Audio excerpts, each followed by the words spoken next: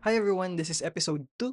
Totoong Sahod, PH 2026. Magkano ba talaga ang kikitain mo sa IT?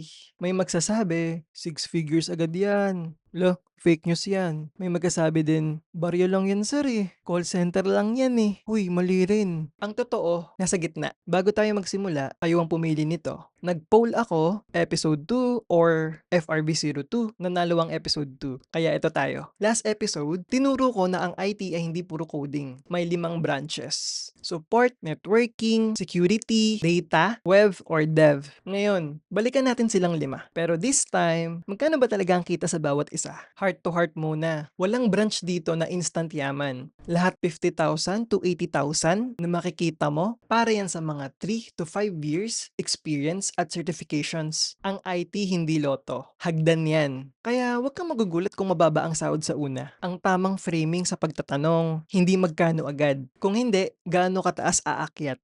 Una, IT support. Ito yung pinaka-common sa entry level. Dito ako nagsimula. Fresh grad at zero experience. Ang realistic, 18,000 to 25,000 pesos. Kapag may 1 to 3 years experience ka na, 25,000 to 35,000 pesos. Bakit dito karamihan nagsisimula? Kasi dito ka matututo ng troubleshooting. At ito ang magdadala sa'yo pataas. Pangalawa, networking. Yung nagpapatakbo ng internet ng connection ng buong opisina, salary or sahod. 40,000 to 50,000 ang average. Pero wait lang hindi ito starting. Dadaan ka muna sa support or junior role na 25,000 to 35,000. Ang search at skills mo ang pinakamabilis na shortcut pataas. Pangatlo, security.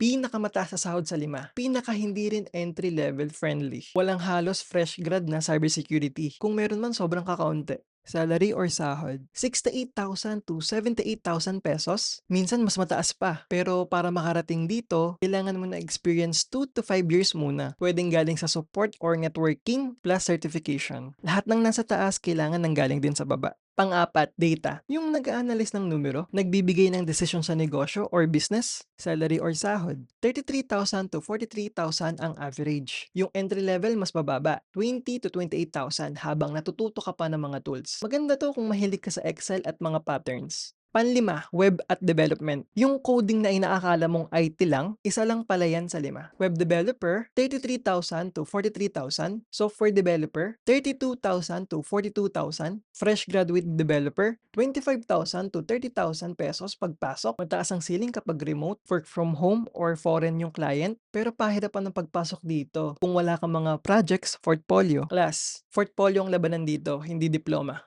At one glance, ito sila. Ito ang typical monthly range kada branch. Tignan mo, support sa baba, security sa taas, pero lahat ng may gantong agwat mula entry hanggang experience, hindi flat ang sahod. Umaakyat.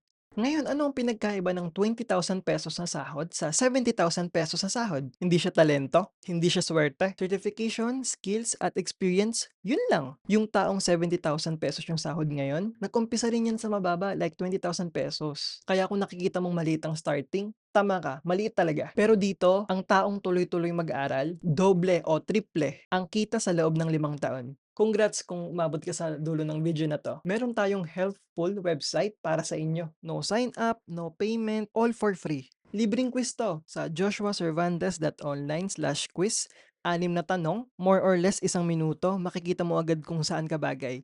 Kasama ang sahod at aaralin. Disclaimer, gabay lang to. Sobrang bilis magbago ng tech, kaya make sure mo na i-check mo yung date or petsa nung video. At kung natulungan kita, supportahan mo ang channel by visiting joshuacervantes.online/support. May mga PDF guide ako para sa'yo. Kaya wag mong tanungin kung magkano agad. Ang tanungin mo, handa ba akong mag-aral para umakyat? Kung oo, nasa tamang industry ka. Sa susunod na episode, kailangan ba talagang mag-college, TESDA, certifications, at ibang mga daan? Kung natulungan ka nito, mag-subscribe, mag-follow, sabay-sabay tayong aakyat sa hagdan na to.